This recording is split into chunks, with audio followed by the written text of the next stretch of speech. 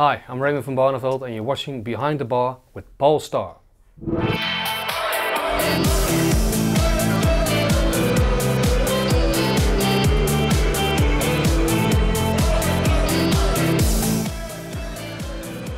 Welcome to Behind the Bar with Paul Starr, brought to you by Wiilliam Hill, the proud sponsor of the World Darts Championship. Steve Brown, week number 11, we're in Aberdeen. First game on, Dave Chisnell, 13-8, 4-1 the draw. Even money Phil Taylor, of course he has a better head-to-head record of 17-5, but his form goes... Well, how often do you see Taylor even money? You don't, do you? But there's a reason for that, and he just looks out of sorts at the moment. And I think lack of match practice the weekend, he didn't play in Barnsley. Chizzy went in and done well, so I go with Chisnell on that. Chisnell at 13-8, and of course he beat the Power 7-4 a few weeks ago, winning the last 5 legs. So 13-8 Chizzy. Second game on, Stephen Bunton 7-4, Adrian Lewis even money 7-2 the draw. They played twice. It's one all. Bunton won 7-3 in week number 5 in Exeter, so he won't be frightened of Adrian. Of course he won't. But any thoughts? On form, you got to go with Stephen lost last week, disappointingly 7-5 to Michael van Gerwen. Yeah. Lewis had a good win last week. Lewis also made 3 finals out of 3 the weekend, so on form, I think even money is a good price for Lewis. Yeah, even money for jackpot there.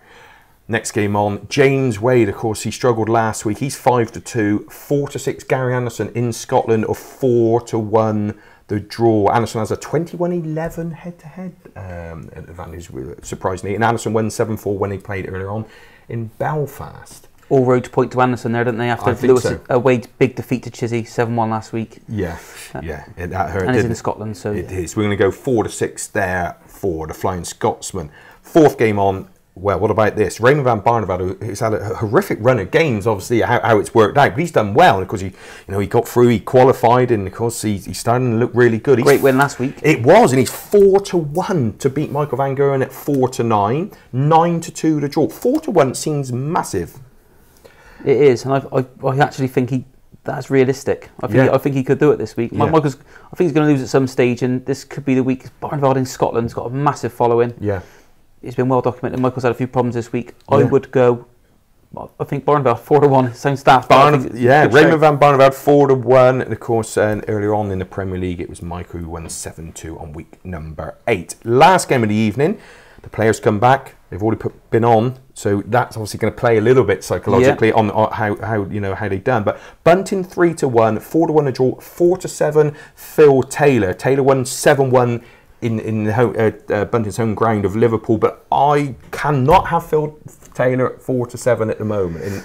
No, well, based on we're going to go with Chizzy on the first game. I think Chizzy could do a lot of damage in that first game against Phil, and going in, he's had a horrific few weeks. Phil, the crowd got on his back in Scotland as well. I just fancy Bunting at 3-1. I think that's a huge price. We're going to go Bunting at 3-1. So, ladies and gentlemen, it looks like this. First game on, it's going to be Chisnell 13-8 to beat Taylor. We're going to have Lewis even money to beat Bunting. Anderson 4-6 in his back garden, if you like, out there in Scotland to beat Wadey. 4-1 Barney to beat MVG, and 3-1 Bunting to beat Taylor. Steve, can I ask you what the Bombers banker is for week number 11? Can't believe I'm saying this, but Bombers banker this week is going to be Stephen Bunting to beat Phil Taylor at 3-1.